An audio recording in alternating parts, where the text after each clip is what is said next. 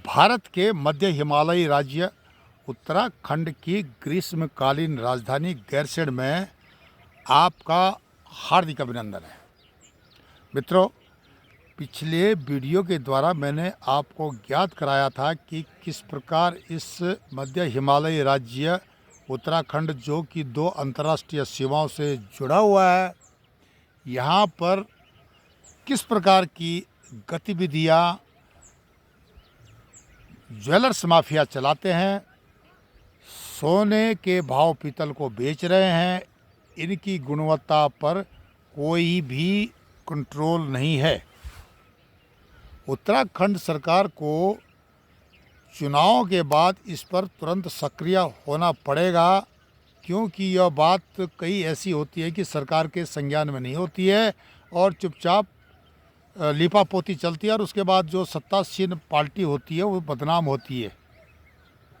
तो इसके लिए समाज के जागरूक लोगों को, जो जन जागरण करते हैं, बुद्धिजीवी हैं, समझते हैं, उनको विषय संज्ञान में लाना चाहिए, ताकि सरकार के जो विभाग हैं इससे संबंधित एक्टिव हो जाए और जनता में, समाज में जो सोशल डिसऑर्गेनाइजेशन, जिसको सामाजिक विघटन बोलते हैं, वो ना हो पाए, जनता ठगी न जाए, माफिया सक्रिय न रहें।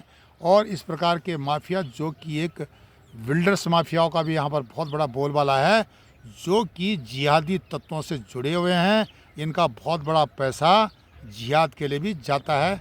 जिस प्रकार के यहाँ छोटे मोटे काम धंधे इत्यादि चलते हैं, सरेआम इन पर कोई अंकुश नहीं, क्योंकि संविधान में ताक में रख करके यह सब काम यहाँ पर हो रहे हैं, जो कि आने वाले भविष्य में भारत की सुरक्षा पर गंभीर प्रभाव डालेंगे। यह तो पिछले एपिसोड में मैंने आपको बताया कि ये गलत हो रहा है और इसको हमने सुधारना है। इस एपिसोड में, इस वीडियो के माध्यम से मैं आपको ज्ञात कराऊंगा कि किस प्रकार उत्तराखंड की त्रुटिपूर्ण शिक्षा प्रणाली को हम चुस्त और दुरुस्त कर सकते हैं। अकेले वर्तमान सरकार, जिसको कि पुष्कर सिंह धामी जी चला रहे हैं उत्तराखंड में, अकेले उनका दोष नहीं है। त्रुटिपूर्ण शिक्षा प्रणाली के लिए उत्तराखंड में नारायण दत्त तिवारी साहब के ज़माने से यह क्रिया चलती आ रही है, क्योंकि किस प्रकार एम्प्लॉयड किए गए टीचर थे, मन मर्जी से उनको एम्प्लॉयड कर दिया गया था और कोई भी इसके पास कोई भी एक नाप पैमाना नहीं था जो शिक्षकों नियुक्ति के लिए था, दिखावे के लिए था, लेकिन ऊपर से डायरेक्ट पैराशूट से भी टीचर भर्ती होते थे। और एनडी तिवारी साहब के समय में ये था कि जो भी उनकी पसंद की चीज़ आए तो उसको नौकरी मिल जाती थी। कांग्रेस की भी यही प्रथा रही है उत्तराखंड में, यहाँ तक कि हरीश रावत जी के समय में उन्होंने अपनी जो कांग्रेस पार्टी को फ़ायदा देते हैं, उन अध्यापकों का कभी भी ट्रांसफ़र नहीं होने दिया, उनकी गैंग बनाई, उनके संगठन बनाए। आज भी वे सक्रिय हैं और उनके जो कांग्रेस के गुण गाते रहते हैं। वे वामपंथी सोच के अध्यापकों को उन्होंने ज़्यादा डाला, जो कि भगवा पहनते हैं और दिमाग के अंदर उनका वामपंथ है। इसके कारण भी यहाँ पर बहुत ज़्यादा शिक्षा में त्रुटिपूर्ण रवैया रहा। प्राइवेट जो स्कूल है कुकुरमुत्ते की तरह यहाँ पर पनपे। इस पर मैं विस्तार से चर्चा करूँगा इसी एपिसोड में। आप पूरे वीडियो तक बनकर वीडियो को सुन करके और बाकी लोगों को भी यह बात बताएं जो मैं आपको बताने जा रहा हूँ। ये ज़मीनी सच है। पूरे वीडियो में बने रहें और वीडियो को शेयर करें, सब्सक्राइब करें, कमेंट्स करें, शेयर करें। नमस्कार मित्रों, मेरा नाम मदन मोहन ढोंडियाल है। उत्तराखंड के संवेदनशील विषयों को ई गैरसैंण यूट्यूब चैनल के माध्यम से आप तक हम लाते हैं। यहाँ पर उत्तराखंड में जिस प्रकार से पत्रकारिता से जुड़े हुए लोग हैं, हर पत्रकार, पत्रकारिता से जुड़ा हुआ बुद्धिजीवी किसी न किसी पार्टी या समुदाय से संबंध रखता है और उसकी भाषा बोलता है। लेकिन उत्तराखंड की जो जनता है, भोली भाली जनता है, उसकी भाषा बोलने के लिए बहुत कम लोग आगे आते हैं। यहाँ पर जो त्रुटिपूर्ण शिक्षा प्रणाली उत्तराखंड की है, आज भी है। और क्या कारण है कि जो सरकारी स्कूलों में पढ़ाने वाले शिक्षक हैं या सरकारी कर्मचारी हैं, सरकारी विभागों में भारी भरकम तनख्वाह लेने वाले हैं, उनके बच्चे सरकारी स्कूलों में न पढ़ करके प्राइवेट स्कूल में पढ़ते हैं। सरकारी स्कूलों में पढ़ने वाले गरीबों के, मज़दूरों के बच्चे हैं, जो कि वहाँ पर एक नया प्रोडक्ट निकालता है। अब आप इस विषय को बहुत गंभीरता से लें, क्योंकि यह भारत के उस वर्ग को प्रभावित करता प्रत्यक्ष और अप्रत्यक्ष रूप से, जो कि यहाँ की रीढ़ की हड्डी है। चाहे वो यहाँ का लेबर है, यहाँ का कामगार है, गरीब है, ग्रामीण है, वही हमारी आत्मा है। और शायद महात्मा गांधी जी ने भी यही बोला था कि भारत की आत्मा गांव में बसती है। अगर आप इस सिद्धांत को लेकर के चलते कांग्रेसी, तो यह स्थिति शिक्षा की नहीं होती उत्तराखंड में। स्कूलों में 3, 4, 6, कहीं 8 या 10 बच्चे प्राइवेट स्कूल में हैं, उन पर जो है 4 अध्यापक, 2 अध्यापक हैं, जिनको कि भारी भरकम वेतन मिलता है। मैं ये नहीं बोल रहा कि उनको भारी भरकम वेतन नहीं मिलना चाहिए। भारी भरकम वेतन प्राइवेट सेक्टर में जो पढ़ा रहे हैं प्राइवेट स्कूलों में, उनको भी मिलना चाहिए, क्योंकि वो अच्छा पढ़ाते हैं। यह भी नहीं है कि सरकारी स्कूलों में सारे खराब टीचर हैं। कई उदाहरण ऐसे हैं जिन्होंने कि आउटस्टैंडिंग जो है परफॉर्मेंस की है। जैसे कपकोट का ही उदाहरण देख लीजिए आप। वहाँ एक शिक्षक है शर्मा जी, उन्होंने पूरे बच्चे जो सैनिक स्कूल के लिए उनके सेलेक्ट हुए। सिमिलरली यहाँ पर गैरसैंण क्षेत्र में एक सिवनी गांव है, वहाँ पर एक टीचर हैं घनश्याम ढोंडियाल, और वहाँ की जनता उनको छोड़ने के लिए तैयार नहीं, क्योंकि उनके बच्चों की जो शिक्षा है ना, प्राइवेट स्कूल के कॉन्वेंट स्कूल से भी उन्होंने अच्छी तरीके से, वही सिलेबस वही है, पर लेकिन उनका पढ़ाने का तरीका, मैनेजमेंट का तरीका इतना अच्छा है कि उनको पूरे राज्य में सराहाया जा रहा है। उसी तरह से बाकी भी है। हमारे पास यहाँ पर पुष्पा रतूड़ी जी हैं या अभी सेजवाल जी हैं, उनकी आउटस्टैंडिंग परफॉर्मेंस दे रहे, कोई उन पर अंगुली नहीं उठा। और भी होंगे, और भी टीचर होंगे जो कि मेरे संज्ञान में नहीं है। मैं तो जिनके विषय में मैं जानता हूँ, मैं उनके बारे में बता रहा हूँ। पता नहीं इतने अगिनत कितने टीचर हैं, कई का नाम मुझे, कई के बारे में मुझे पता है, याद नहीं आ रहा उनका नाम। अच्छे टीचर हैं, शिक्षा विभाग में अच्छे टीचर हैं, पर लेकिन वे हैं ऊँट के मुँह में जीरा बहुत कम है। उनको प्राइवेट स्कूलों से ऑफर आ रहा है कि तुमको इतना पैसा देंगे, प्रिंसिपल लगाएंगे, ये लगाएंगे, वही नहीं जाते, समझौता नहीं करते हो। लेकिन नारायण दत्त तिवारी जी के समय में जब यहाँ अध्यापकों की नियुक्ति हुई थी, या जो भी मुख्यमंत्री और भी थे, मैं नहीं बोलता हूँ सिर्फ कांग्रेस के, उसमें बीजेपी के भी कुछ लोग थे जिन्होंने कि पैरा ड्रॉप से टीचरों की नियुक्ति होती थी। एक विशेष नेटवर्क के थ्रू टीचरों की होती थी परफॉर्मेंस, एक फॉर्मेलिटी होती थी सिलेक्शन की। बहुत इसमें ज़्यादती हुई लगभग कांग्रेस के कार्यकाल में। उत्तराखंड में कांग्रेस के कार्यकाल में इस पर कोई ज़्यादा ओपन था कि जो मर्जी मंत्री चाहेगा वही होगा, और जो मंत्री का आदमी है वही संगठन बनाएगा, जो बोर्ड की तैयारी करेगा, इन्फ्लुएंस करेगा जो बच्चों के पेरेंट्स को, उसी को हम उसका ट्रांसफ़र नहीं करेंगे, उसका सिलेक्शन होगा। ये अंडरग्राउंड सब चलता था। पर लेकिन इस पर बोलने वाले कोई भी वामपंथी पत्रकार उत्तराखंड के आगे नहीं आए, ना उन्होंने कोशिश की कभी कि इस पर हम बोलें। तो इस तरह से क्या हुआ कि यहाँ पर त्रुटिपूर्ण जो शिक्षा प्रणाली बन गई उत्तराखंड की।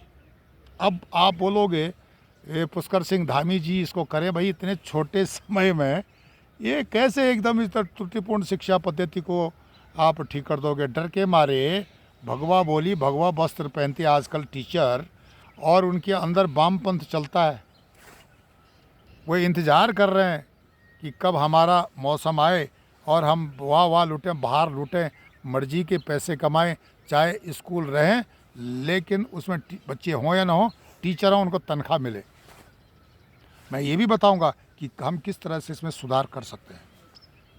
हमारी बात अगर सरकार माने तो बहुत अच्छा रहेगा।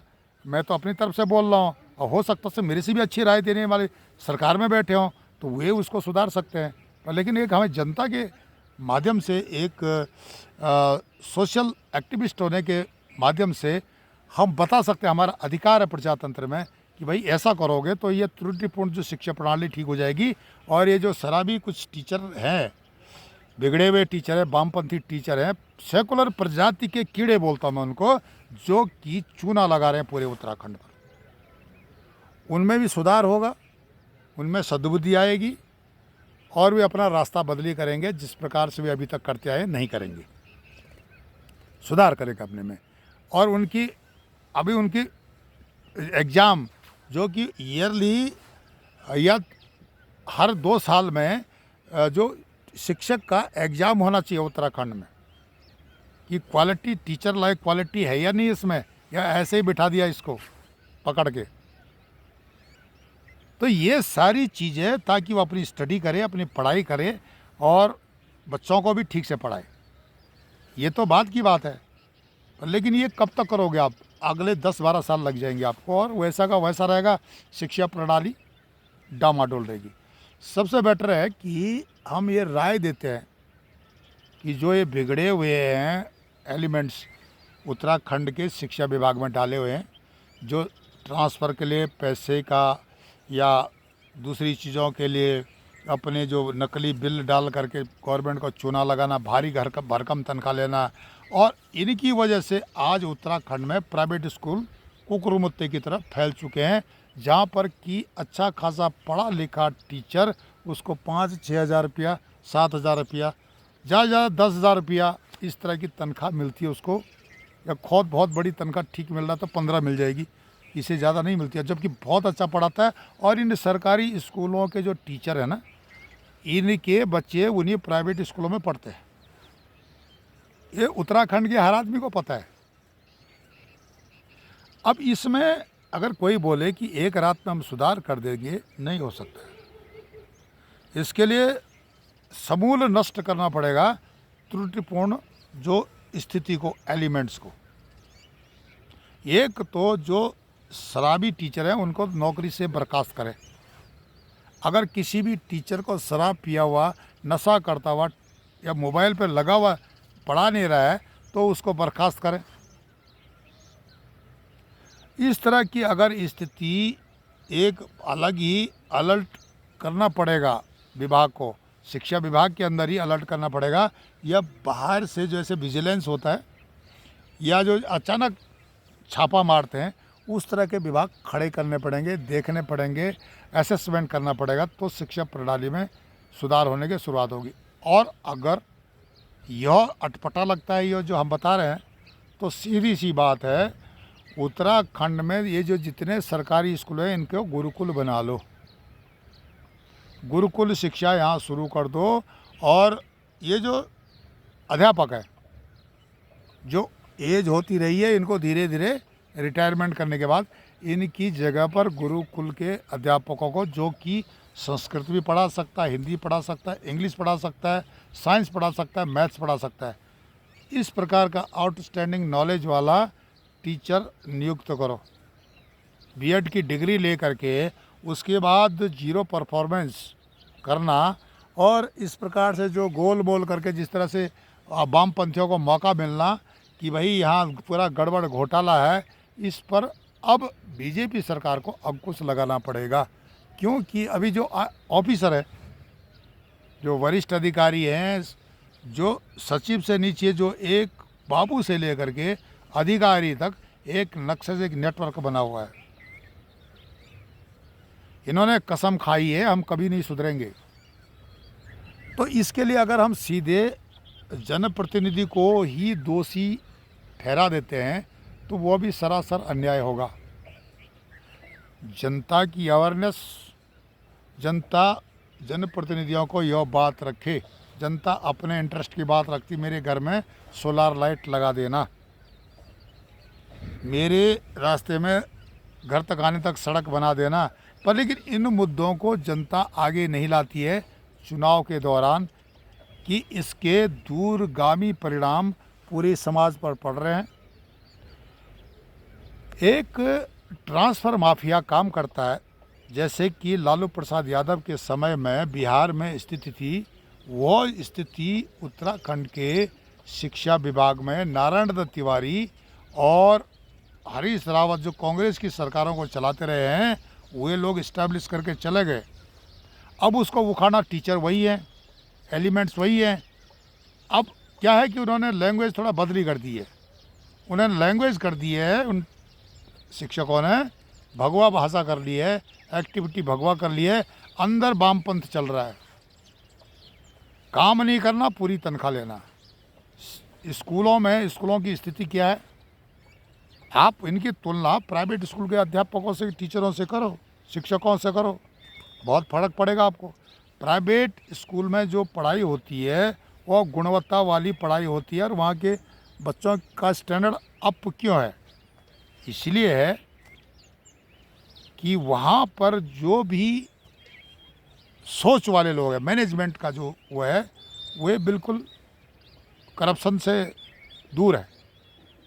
लेकिन उत्तराखंड के शिक्षा विभाग में एक करप्शन का जो है ना होना, त्रुटिपूर्ण शिक्षा प्रणाली का होना, एक बहुत बड़े वर्ग को, जो कि भारत की रीढ़ की हड्डी कहा जाता है। महात्मा गांधी ने कहा था कि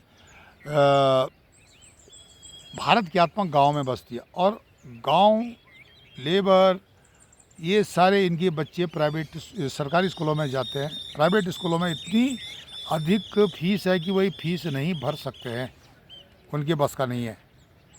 तो इस प्रकार से स्थिति यहाँ पर पैदा हो गई है त्रुटिपूर्ण शिक्षा प्रणाली के लिए।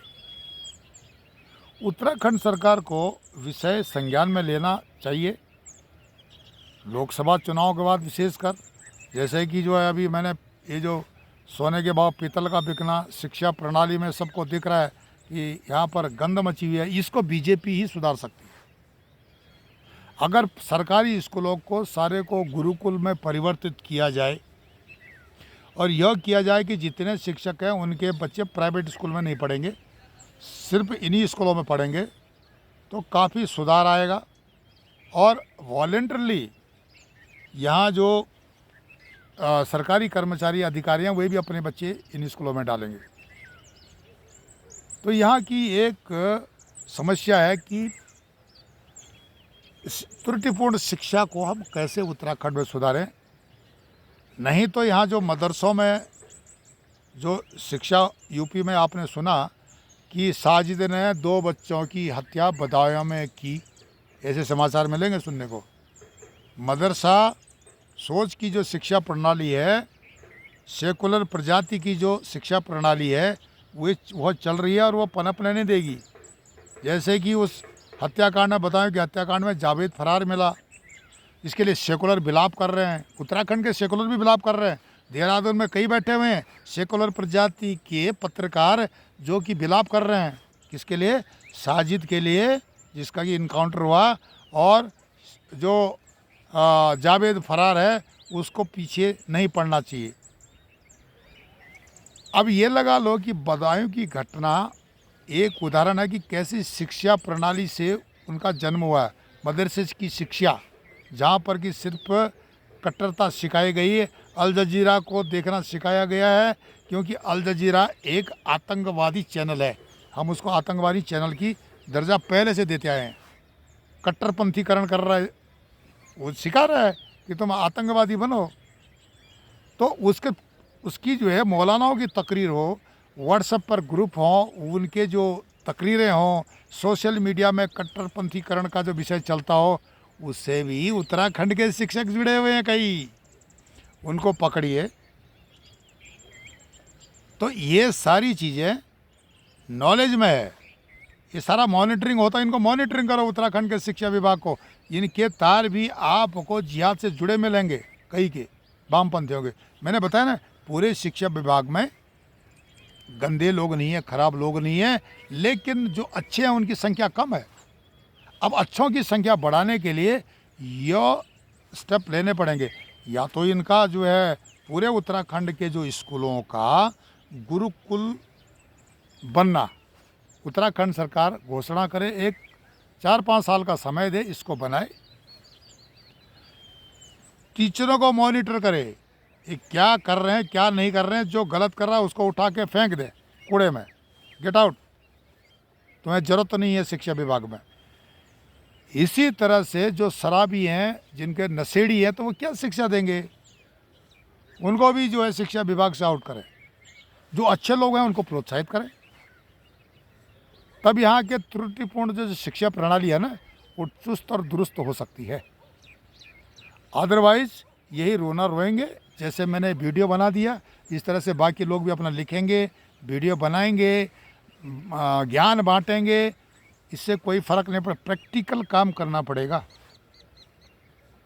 एक बहुत बड़ा नक्सल चलता है उत्तराखंड के शिक्षा विभाग में, 2 टीचर के ट्रांसफ़र का, सिलेक्शन का, और इसके अलावा वहाँ पर जो स्कूलों को कैसे रखना। भाई स्कूल में टीचर नहीं है, टीचर हैं, स्टूडेंट्स नहीं है बहुत सारे स्कूलों में, ये संख्या कम है। इतनी जितनी 1-2 टीचर तनख्वाह लेते हैं, तो इतने बड़े में तो एक स्कूल चल छोटे स्कूल प्राइमरी कर प्राइवेट सेक्टर वाले चला रहे हैं, गुरुकुल चल सकते हैं।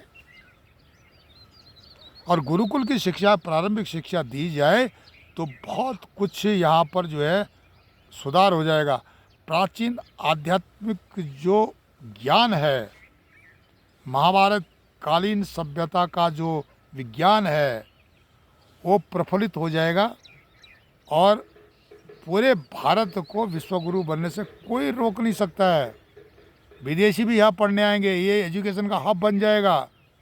कॉन्वेंट में आप जो है गुरुकुल की शिक्षा को, प्राइवेट सेक्टर में गुरुकुल की शिक्षा को आप कंपलसरी कर दो उत्तराखंड में। भाई संस्कृत, हिंदी, अंग्रेजी, कोई एक अन्य भाषा के अलावा विज्ञान, गणित,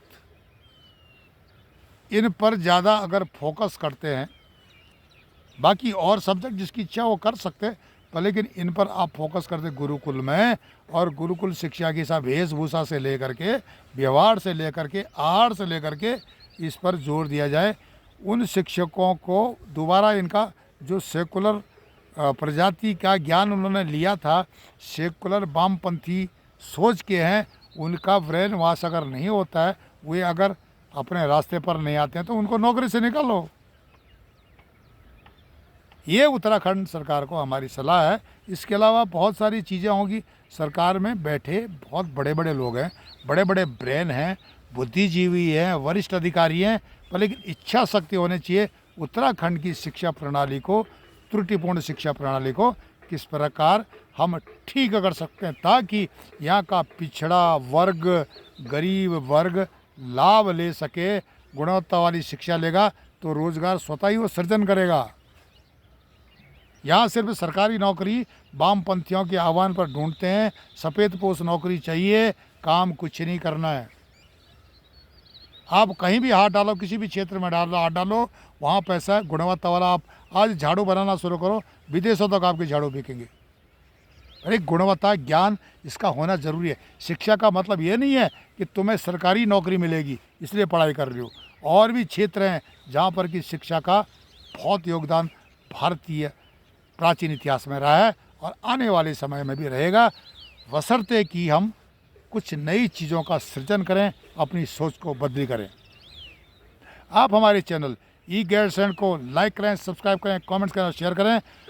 हर आदमी को यह वीडियो डालें ताकि उसके समझ में भी आए कि सरकार को हम प्रेशराइज करें कि भाई यहाँ पर गुरुकुल शिक्षा उत्तराखंड में क्यों ज़रूरी है, क्योंकि यह देवभूमि है, ऋषि मनुष्यों की भूमि है। सुनने के लिए आभार, धन्यवाद, नमस्कार।